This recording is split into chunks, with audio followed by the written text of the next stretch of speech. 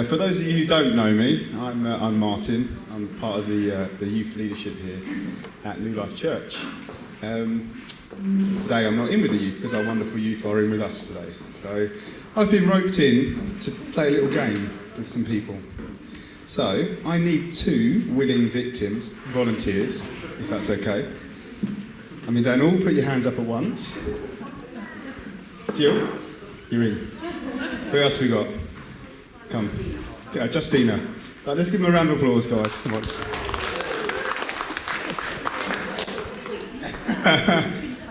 You might want to see what's in the box before you volunteer next time. Okay, fantastic. Right, so we're going to play a little game here today. We've got 2 tubs here. What I'm going to need you to do, though, guys, if you don't mind, Jill, you've got glasses, so this might not work for you, but you might need to put them on for me. We've got a lovely apron for you. And a lovely apron for you, because you're wearing white.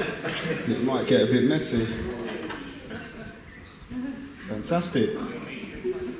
Lovely. Superman and Wonder Woman. So it's quite fitting, I should imagine. Lovely. Right, guys, what I want you to do is stand opposite ends of the table for me. And I would like you to open the tubs up, please.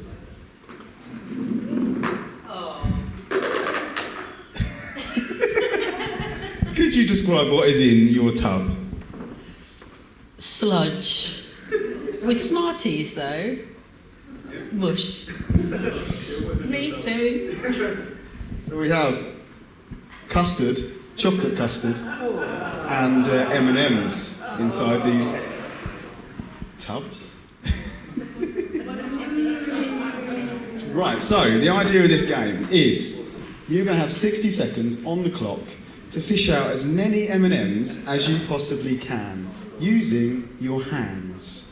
Okay, so the clock will start, and once we go, okay? So, if we were doing this in true fashion style, it would be, gladiators, you will go on my first whistle, yeah? We're not going to do it that way, we're going to be fair and go at the same time. So, if we can have the clock for us, that'd be amazing.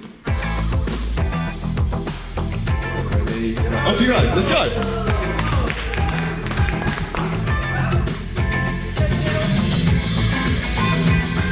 The downside of this is I've actually got to count them after you...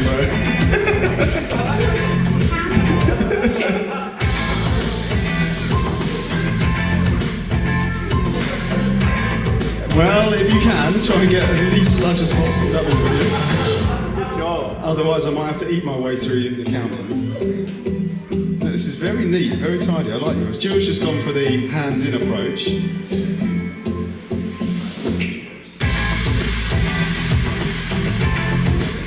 I think anyone who didn't put their hands in was very clever, so well done. So we've got a 10-second countdown. 10, 9, 8, 7, 6, 5, 4, 3, 2, 1. Okay, your time is up. Your time is up. Fantastic. High five. You know, I'm always willing for a high five. Don't worry about that, that's fine. I've got water here for you ladies to wash your hands in, so there we go. And there's some cloths under there as well for you to do that. I'm very grateful that you put your hands up, so thank you so much. I just thought no one was going to do it. It wasn't easy to make, like, what was that, about, and there's 14 packets of custard, all with 500ml each, so that's a lot of custard that I made last time. No. Right, okay, so now I've got... Do you reckon? Okay. Right, so now I've got to count them, and I haven't got a spare bowl to count them in, so I'm going to have to put them back in. Anybody who wants to purchase this custard after, just see Sam, and we can do that. So we've got 1. Yeah, you can stay if you don't mind. Jill, don't walk off. You haven't got time to walk off yet. No, just stand here. If it's Bruce's price is right, you wouldn't just walk off, would you? Come on. Right? 3. This might take a while. 4, 5, 6, 7, 8, 9, 10, 11, 12, 13, 14, 15, 16, 17, 18, 19, 20, 21, 22. By the way, this was Joel's idea and he's not even here today. 23, 24, 25, 26, 27, 28. Ooh, there's a round of applause for 28. Really good. Really good. Jill, what have you done to me here? How am I going to count these? 1, 2, 3, 4, 5, 6, 7, 8, 9, 10, 11, 12, 13, 14, 15, 16, 17, 18, 19, 20, 21, 22, 23, 24, 25, 26, 27, 28, 29, 30. So, Jill, that was amazing. How do you? Recount. Right, no, I think we're good with that outcome. Right, so Jill today is our winner. To be honest with you, both of you winners for taking part in that. It was absolutely amazing. So what I'm going to do, for our winner's prize, we have got a packet of M&Ms. There we go. And also a packet of chocolate custard for you. And a runners-up prize. Thank you so much. Give a round of applause, guys. Give a round of applause.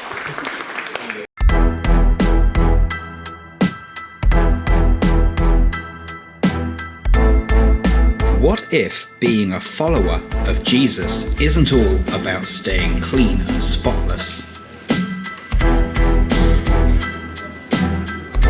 What if it also involves getting our hands dirty?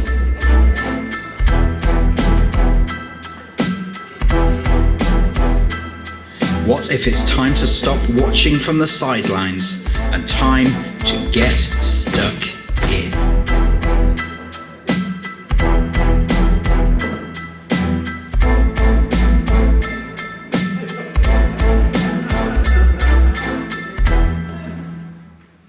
Now, I do apologise if any dentists with us this morning might be giving them heart palpitations, but I don't know about you, but watching that video, I think as a boy that would have been my dream role, to be asked to dip my hand into a big tub of chocolate spread and eat it and then wipe it all over my t-shirt. In fact, some of my children still do that sometimes, but certainly as a parent, now I watch that, it starts to send shivers down my spine. I want to rush over and quickly, particularly clean hands. It's always what's nearby that they're going to grab and cover with all the muck. But yeah. What a great little thing there. Look at those teeth. I think you're definitely enjoying that.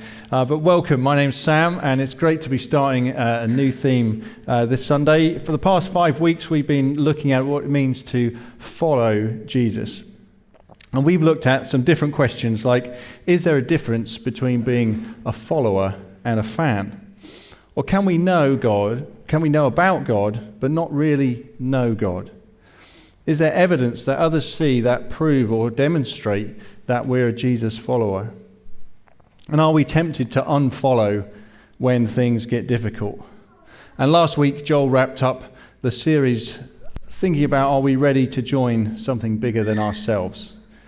So if you've missed any of those messages, you can catch up on them on our YouTube channel. Just search for New Life Church Letchworth. And while you're there, you can catch up a whole stack of content over the past 12 months and more. There's so much great stuff on there. Really encourage you to go and check that out. But hold on, if you're joining us online, don't whiz off just yet, because we've got a few things to share this morning. Now, let's just bear with me for a moment, and I want us just to take a moment to look at your hands. Just take a look at your hands. Turn them over. Might help just to trace round your hand, each hand with your finger. And I want us just to think about this. What memories come to mind as we look at our hands? What things have they touched? What do they say about your life story so far? What do you use your hands for?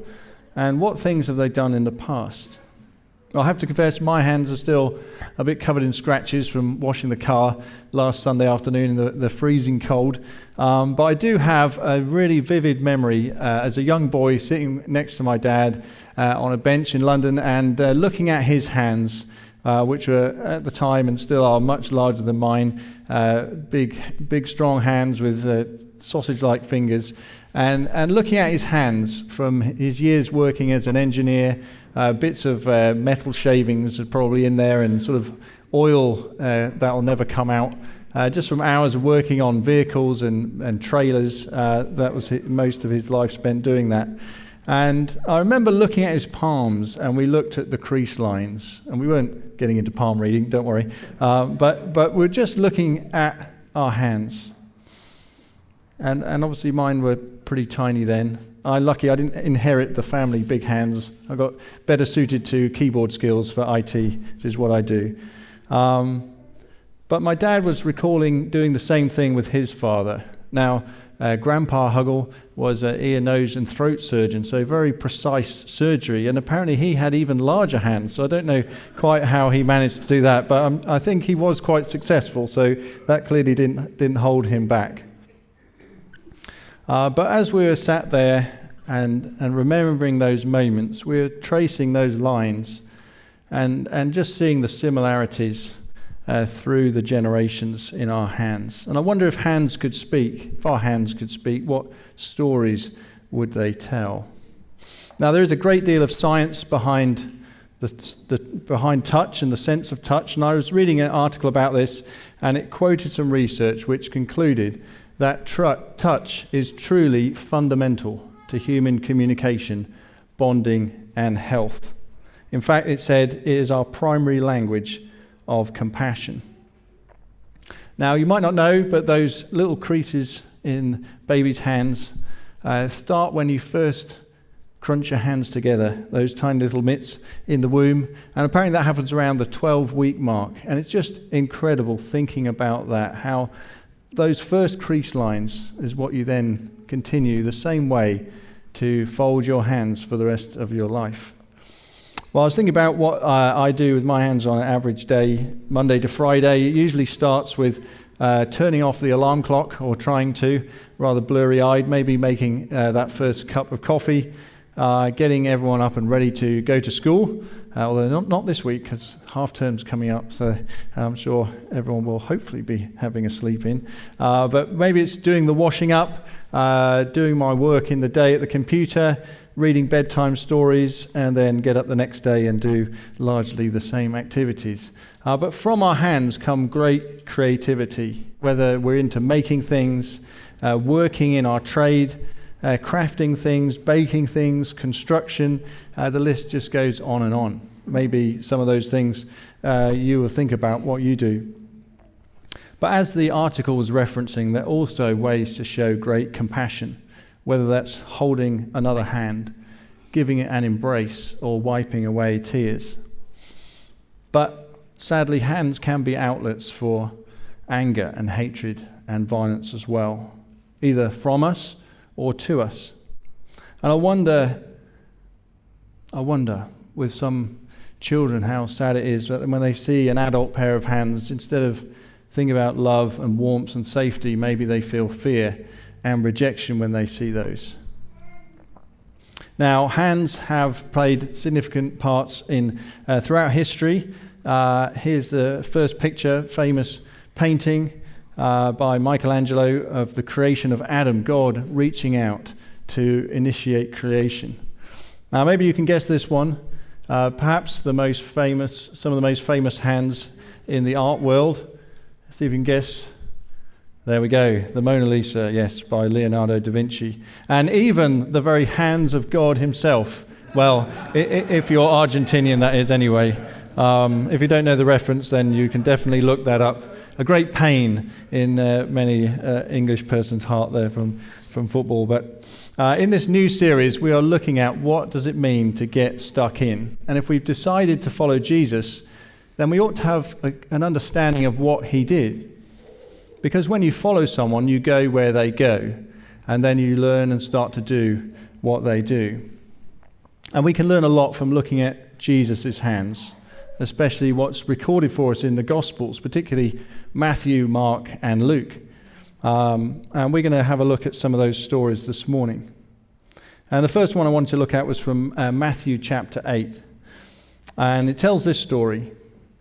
When Jesus came down from the mountainside, large crowds followed him. A man with leprosy came and knelt before him and said, "Lord, if you are willing, you can make me clean." Jesus reached out his hand and touched the man. "I am willing," he said, "be clean." Immediately he was cleansed of his leprosy. Now, there's a few things we just need to understand about this story, and we have to be mindful as we read the Bible to understand when things are written, what's the cultural and historical context at the time that those things are going on. So then we can really grasp the fullness of what's going on. And also, where does that text sit in relation to other things and stories that were happening nearby? Now, in this particular passage, just a bit earlier, Jesus had just finished teaching what's called the Sermon on the Mount, his sort of manifesto for a new kingdom that he was bringing in. And you could read that for yourself in chapter 5 kind of onwards. But we come across this record of this man with leprosy coming to kneel before Jesus. And I'm going to guess that most of us don't know a huge amount about this disease, perhaps never having encountered someone with it. Well, according to the World Health Organization, this is what it describes leprosy as. Leprosy is a chronic infection disease. It affects mainly the skin, the peripheral nerves, mucosa of the upper respiratory tract, and the eyes. I did have to look up that last bit about the respiratory tract. I think is a membrane near the top of the throat, but basically it's a pretty nasty thing. And it goes on to say the main signs and symptoms of leprosy are discolored patches of skin that may be numb, growths on the skin, thick, stiff or dry skin, painless ulcers on the soles of the feet. And as I was doing some research, Google came up with this suggested search which said, do lepers feel pain? And I followed that through to Wikipedia, which said this: the nerve damage may result in a lack of ability to feel pain, which can lead to the loss of parts of a person's extremities from repeated injuries or infection through unnoticed wounds. An infected person may also experience muscle weakness and poor eyesight. It's a pretty nasty thing to have. But understanding what it is only really half the picture, and we need to get the cultural context as well. Being someone who contracted this awful disease meant you were very much on the outside of society. Now, there were really specific guidelines for Jewish people as to how they should deal with someone with these skin diseases. And really importantly, anyone who touched someone who had leprosy, they would be deemed ceremonially unclean themselves. So there's no way that people wanted to get near them. And as such, leper colonies were set up outside towns and cities, and people were banished there to go and live in separation, in isolation. Nobody would have wanted to get near someone with leprosy, never mind touch them. And so this story starts to get more and more interesting as we understand that. You could say that leprosy rules weren't too dissimilar to what we've all been experiencing with COVID-19, covering your face, keeping distance from one another, isolation. But here we see Jesus, who just finished teaching about a completely new way to live, immediately putting it into practice, and demonstrates what many people there would have thought was not only completely reckless, but perhaps offensive, and certainly absolutely startling behavior, that he would go and touch someone with leprosy. It says Jesus reached out his hand and touched the man. And the story goes on that the man is healed and walks away free from his leprosy. But I wonder, when he was healed, what was most important to him? The actual healing of his physical ailment, or the fact that somebody put aside religious laws, put aside cultural expectations, broke through those and reached out to touch him? Was the greatest healing on the outside or the inside? Was it his skin or in his heart? Perhaps the fact that he no longer had to isolate, or maybe the fact that he no longer felt alone. Now, Jesus used his hands to minister in many ways throughout his ministry, and here's just a few more examples. You can find lots of those in those Gospels. In Mark chapter 8, we hear about Jesus healing a blind man by spitting in his eyes and putting his hands on him. In Mark chapter 7, Jesus healed a deaf man by touching his ears. And Matthew chapter 8, Jesus healed Peter's mother-in-law from a fever by touching her hand. And there's many more stories of those.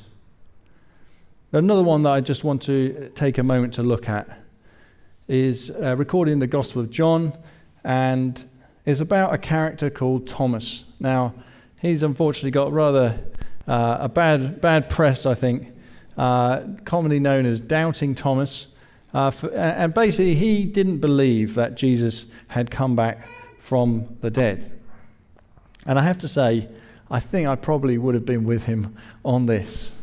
You know, Thomas had seen Jesus get arrested. He'd seen him be tortured. He'd seen him drag the cross through the city to where it was put up. He'd seen him be nailed to that and raised up.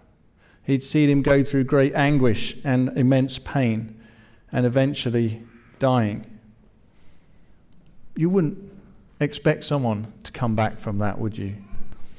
And even though his friends had claimed to have seen him, you might think he is some kind of sick joke, or in their grief, they've just maybe imagined it, just as a way of something to hold on to. But in this story, we see Jesus coming to see Thomas. The disciples are gathered, and somehow Jesus suddenly appears in the midst of them. No doubt a bit of a surprise, certainly for Thomas. But it's almost as if Jesus knew his doubts and knew where he was at and decided this was how he was going to come and see him.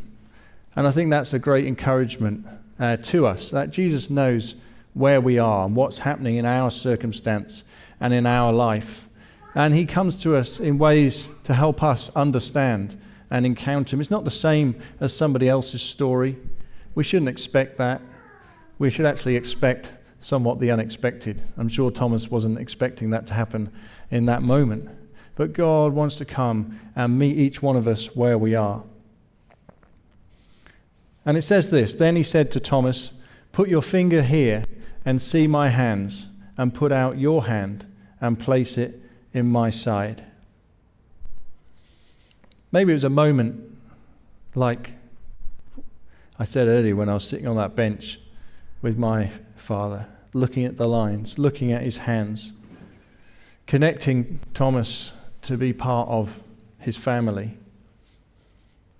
Maybe he took that moment to see the scars which were still there and the memories of that pain. Those scars told a story of pain and sacrifice which he witnessed, but also a story of redemption, of overcoming against all odds. But the scars aren't a defect, they are a glory. And when we engage in the lives of others, we might find ourselves getting a bit ruffled up. But that pain is just a small part, because what we do as we get involved in people's lives is we see amazing things happen.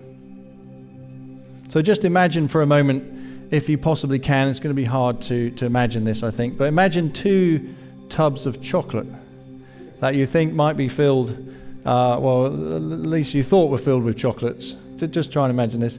And instead you discover that these tubs are actually filled with what you hope is chocolate custard. But inside, you're told, are hidden some special sweets. Now, from the outside, the box of chocolates looks pretty desirable. In fact, that might be why you were lured into volunteering. But when that lid gets taken off, you realise it's maybe not quite as appealing or as attractive as you first thought. And it took a moment to actually look in that to see what was hidden in there. And when you put your hands into that to search, what happened to them? Did they come out clean, or did they come out dirty? I think we know the answer to that. They definitely came out dirty. And was it easy to get all of those sweets out? Well, maybe it wasn't too difficult to get the first few, But the ones that are really buried in, definitely get them out was difficult. And maybe when you woke up this morning, is that what you thought you might be doing today? Probably not. You see, when Jesus leads us and we follow him, he leads us into the lives of one another, where we get our hands stuck in and they don't come out clean all the time. And we have to search and look for the gems inside. Now, some of us might look quite appealing on the outside, but when we lift the lid, perhaps we find there's a bit of mess there. Maybe some of us don't look so appealing. And maybe we find or we feel like nobody's really paid us any attention for a long time because things are obviously quite badly wrong going on. Never mind somebody extending a hand to reach us. But when Jesus got involved in the lives of the marginalized and the sick and the needy, did he stay clean or did he get dirty? I think he definitely got his hands dirty. So when we follow Jesus and do what he did, do we think that we will stay clean or that we might get our hands a bit dirty? But it's important to say getting dirty doesn't mean being polluted. Now, Jesus doesn't contract leprosy from his encounter there. That doesn't mean we're bulletproof. What I'm saying is he put that to one side and he decided that the risk was worth it to reach out to this man. Getting dirty means accepting disruption to our daily routines. Just as we saw earlier, you might wake up with a certain plan for the day, but when we follow Jesus, we allow ourselves to be disrupted in what we have planned, not just in that moment, but in our lives. When we get involved with other people, we take on and we get our hands stuck in. It will be disruptive to what we want to do. We have to lay that down. Getting dirty means we have to face fears. Maybe there's areas that we don't want to go to. There's people that we'd rather shy away from because we're afraid. But if we follow Jesus, then he will lead us there. And we have to face those fears as he is with us. Getting dirty definitely can mean awkwardness or stepping out from the crowd. Nobody expected Jesus to respond in that way. I'm sure the disciples were somewhat shocked and hoping he was going to dismiss him away. But as so often we see with Jesus, he does the opposite to what most people expect because he reaches out in love. You see, when we follow Jesus and his hands and put our hands into the lives of those around us, whether it's in our homes, in our workplaces, in our schools, our friendships and sports teams and social clubs and neighbours, will often come out with messy hands. But that's what we have to do to find the treasures that are buried inside. Everyone is a child. We've talked about that before here in New Life Church. Every person is a child, and every person and every child is a gift. See, when God made each of you, he put treasure inside of you. And that's important for you to know and to remember. As he breathed his life into you, he gave you gifts and unique skills and abilities. He gave you that personality and that story to tell. And that is treasure. So every person around us is a gift as we look round. Whatever they look like on the outside, whatever we know is going on the inside, every person is a gift, and we're to treat them that way. Maybe those gems have been covered up with muck spread by someone else and the way they've been living. Or maybe we've actually bathed in the wrong bath and we've come out dirtier than when we went in. But everybody is welcome. It's time for us all to follow our leader and not to be afraid. We see that he defied those cultural expectations and the social norms. Well, what does that mean for us today in our lives with the people that we see? He was always spotting the outsider, the person on the edge, the marginalized. See, with Jesus, everyone was welcome, but not everyone wanted to come forward. He was so good at spotting those people. And time after time, he just made them his priority. He could have pandered to the crowds who wanted to see him perform some trick or put on a good show, but that was clearly not his priority. So take a moment to look at your hands again. What are they going to do tomorrow? Which lives do our hands need to touch? Where do we need the courage that getting dirty is okay? When we look at them again in a week, a month, or a year, maybe there'll be some scars on there that remind us of some painful moments. But I hope we'll carry that those scars actually are the glory of changed lives around us. You see, following Jesus doesn't come without a cost. Jesus still had the scars on his hand and the marks in his side, and no doubt a lot of other pain to carry. It won't be without pain and difficulty, but it's worth it because every person around us is a gift.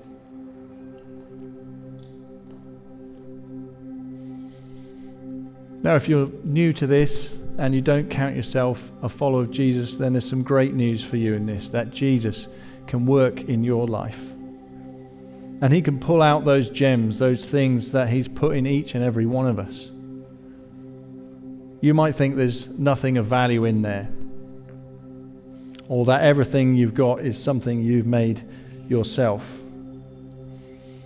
But I want you to know today, to carry away, that there is someone who cares for you, someone who's willing to get his hands stuck in, whatever the situation, however bad you may think it is. No one's too messed up or broken down, ostracized or outcast for Jesus to reach. But the way he does that now is through us, through his people. And we should be ready to be stirred and challenged as he calls us to do that. It's our hands doing his work. So if you'd like to pray about any of this afterwards or talk to me further, I'll be over at the side. It'd be great to just chat a bit more. If you're joining us online, go and put something in the chat, and we'd love to connect with you and pray some more. But let's just take a moment now, as I pray, to think about our hands and the hands of Jesus and what he would call us to use them to do. Lord, we thank you that as we choose to follow you, that you are with us.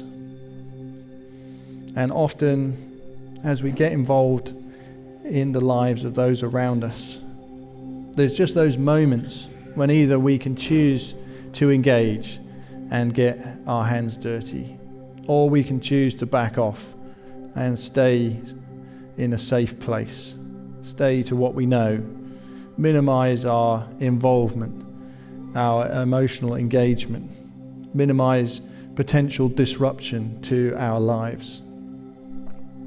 But when we look at you, Jesus, you never worried about any of that. When you saw a need, you stepped to it. When you saw someone on the edge, you noticed them. You made them a priority.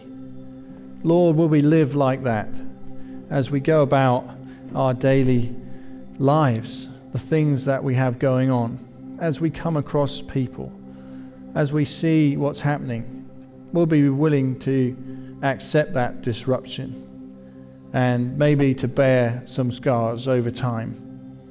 But would we be willing to follow you as you lead us, to get involved, to get stuck in, to be willing to get messy, that we won't always come away clean, to follow where you lead us, Lord. And would we know that that's what you want to do in our hearts and in our lives, to clean off the mess which hides those gems that you put inside of us, to know all of the wonderful things that you have given to us. Lord, would you work in us, that we wouldn't let fear get in the way, but we'd have boldness and courage together to follow you. Thank you, Lord. Amen. So just reiterate, be great to chat to you afterwards.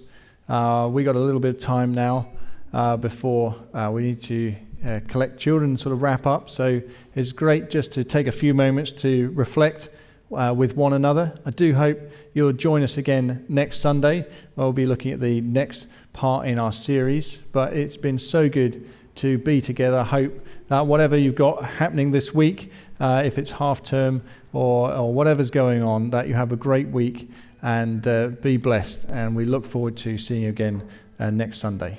Thanks very much. What if it's time to stop watching from the sidelines and time to get stuck